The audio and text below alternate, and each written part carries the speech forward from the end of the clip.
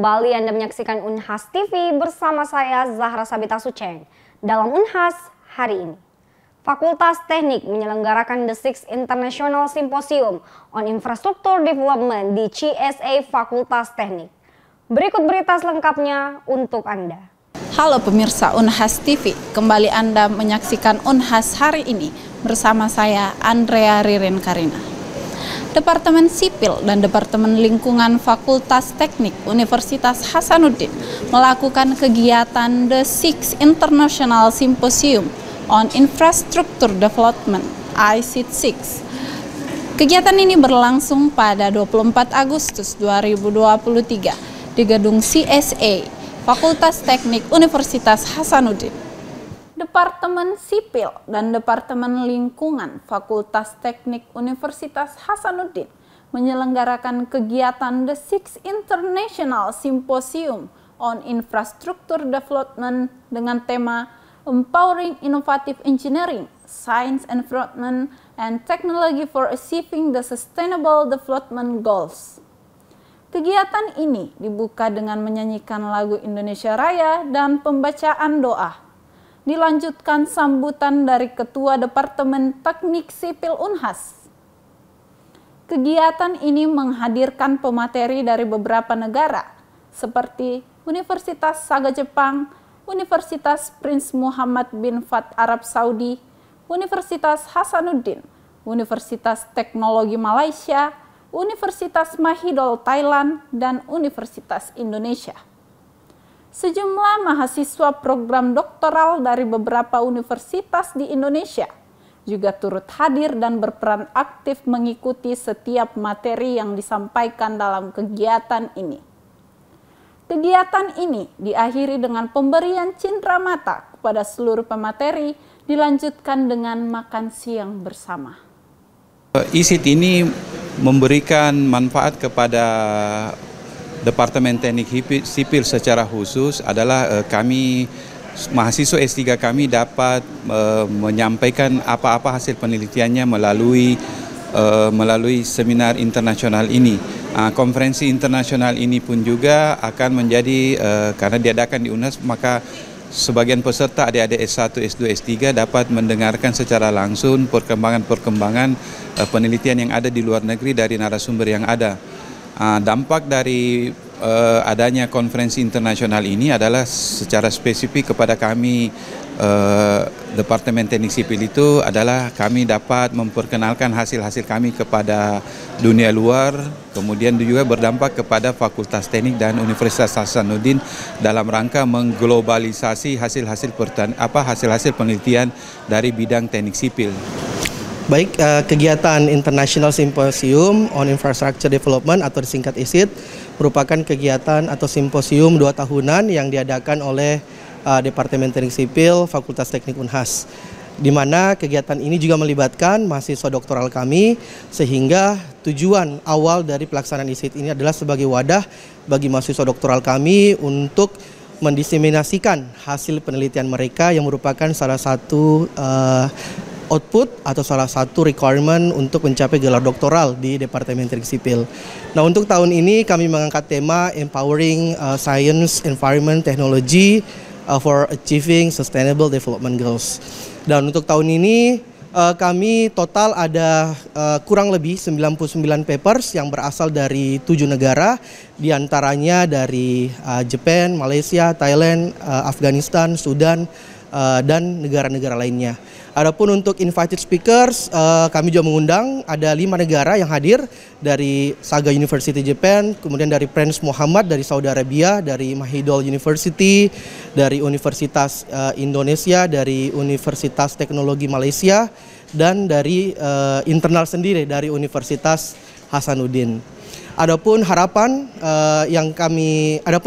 dari terselenggaranya kegiatan ICIT ini adalah sebagai wadah bagi seluruh peneliti, praktisi maupun dari berbagai kalangan untuk mendiseminasikan hasil penelitian mereka. Juga harapan kami dengan adanya kegiatan ini akan terwujud networking antar peserta sehingga bisa baik itu di level nasional maupun internasional.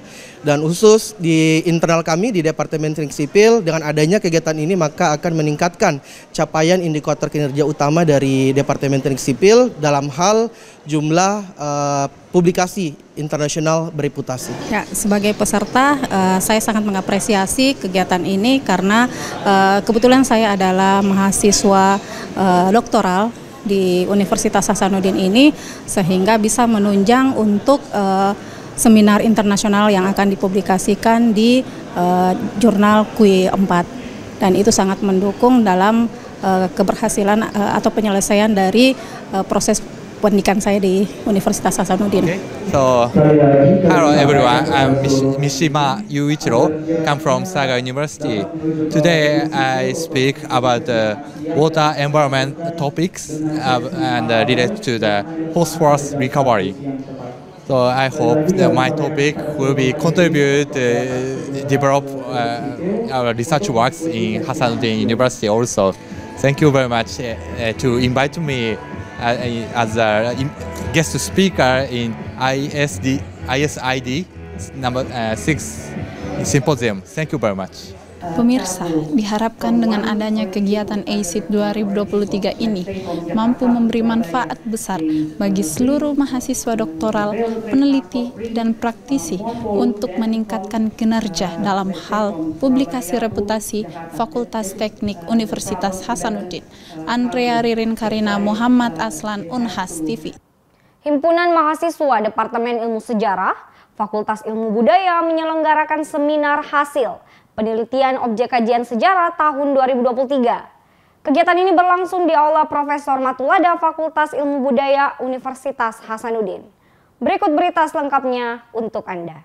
Pemirsa, saat ini telah berlangsung seminar POKSA 2023 Humanis Keluarga Mahasiswa Fakultas Ilmu Budaya bertempat di Aula Prof. Matulada Fakultas Ilmu Budaya, Kamis 24 Agustus 2023. Serangkaian acara seminar POKSA 2023 Humanis Skema Fakultas Ilmu Budaya Universitas Hasanuddin dibuka dengan sambutan Ketua Humanis Skema FIB UH Muhammad Sadli Al-Qadri, dilanjut dengan Ketua BEM Kema FIB Sahril Lesbatta, sambutan Ketua Departemen Ilmu Sejarah Fakultas Ilmu Budaya Dr. Ilham Daeng Makelo MHum, serta sambutan dari Dekan Ilmu Budaya Universitas Hasanuddin Profesor Dr. Akin Duli MA.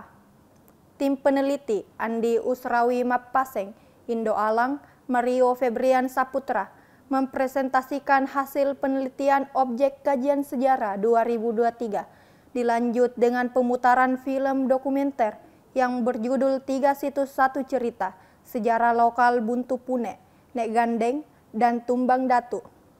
Ditayangkan di Aula Prof. Matulada FIB Universitas Hasanuddin.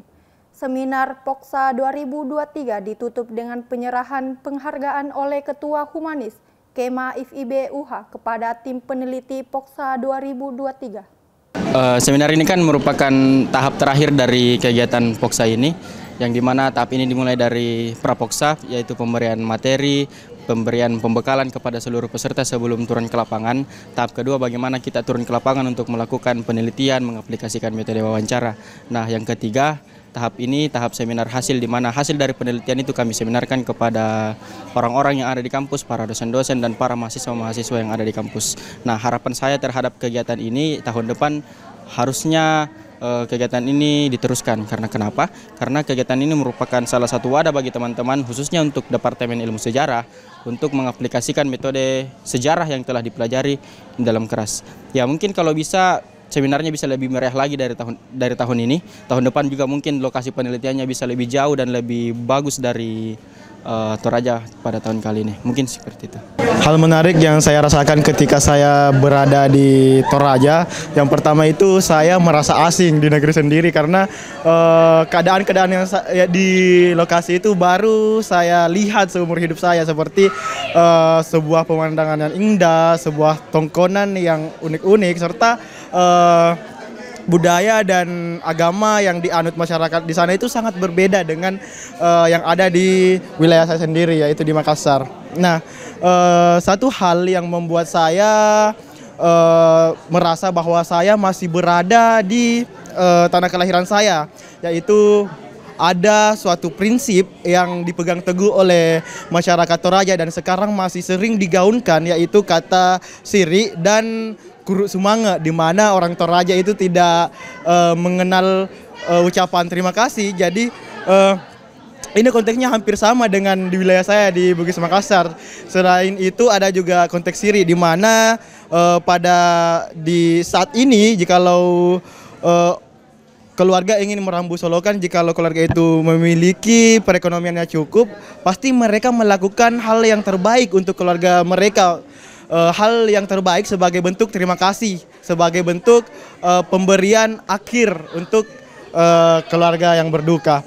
Selain itu, saya juga sangat terkesan dan membuat saya kagum pada masyarakat Toraja, karena masyarakat Toraja itu memiliki toleransi yang sangat tinggi, di mana jikalau kita disuguhkan makanan pasti satu kata yang mereka ucapkan terlebih dahulu. Dia bilang, apakah kita ini Islam?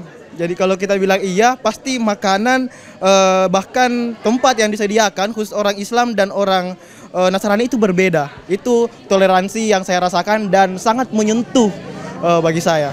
Melalui acara seminar Poska 2023, Humanis Kema Fakultas Ilmu Budaya ini diharapkan tetap melestarikan budaya-budaya yang ada. Saya Andi Nurrahmi Rabiul, Taslia Ramadhani, Unhas TV. Program Pasca Sarjana Bima Kementerian Pendidikan, Kebudayaan, Riset, dan Teknologi menggelar sosialisasi penelitian di Aula LPPM Universitas Hasanuddin. Berikut berita selengkapnya untuk Anda. Halo pemirsa Unhas TV, kembali Anda menyaksikan Unhas hari ini bersama saya Andrea Ririn Karina. Program Pasca Sarjana Bima menggelar sosialisasi penelitian Kementerian Pendidikan, Kebudayaan, Riset, dan Teknologi 2024. Kegiatan ini berlangsung pada Jumat 25 Agustus 2023 di Gedung LPPM Universitas Hasanuddin. Sosialisasi penelitian Pasca Sarjana Bima Kementerian Pendidikan, Kebudayaan, Riset, dan Teknologi merupakan kegiatan yang digelar oleh Lembaga Penelitian dan Pengabdian Masyarakat Universitas Hasanuddin. Kegiatan ini dibuka oleh Sekretaris Lembaga Penelitian dan Pengabdian Masyarakat. Dilanjutkan sambutan dari Ketua Lembaga Penelitian dan Pengabdian Masyarakat. Sosialisasi ini dihadiri oleh Ketua-Ketua Program Studi Magister dan Doktor Universitas Hasanuddin. Profesor Dahlang Tahir SSI MSI PhD pun turut hadir dalam sosialisasi ini untuk menyampaikan informasi terkait cara tepat untuk melakukan publikasi jurnal penelitian. Dilanjutkan sesi tanya jawab oleh peserta yang turut hadir. Akhir dari sosialisasi ini ditutup oleh Sekretaris Lembaga Penelitian dan Pengabdian Masyarakat. Dilanjutkan foto bersama. Assalamualaikum warahmatullahi wabarakatuh.